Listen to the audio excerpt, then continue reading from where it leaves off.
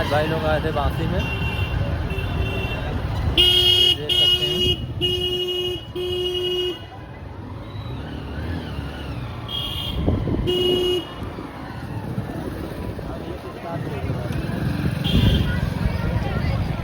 ये अपना दोस्त था, बोला भाई चल घूम के आते हैं अंदर, कोई गुफा उफा बना हुआ है, तो वही भाई जा रहा था देखने के लिए।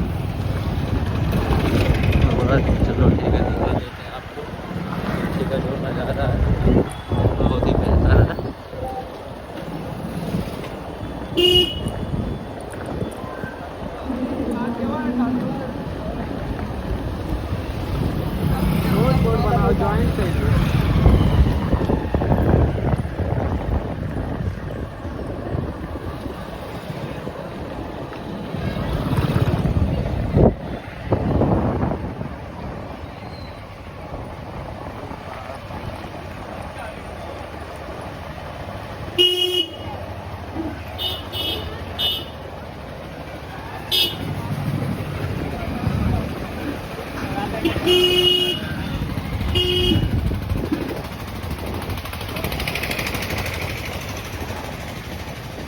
अपना बांसी पुलिस चौकी है,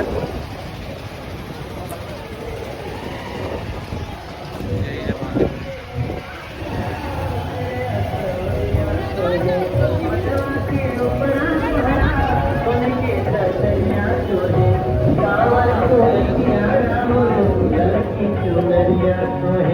बांसी सूरतिया उपरा ललकी चुनरिया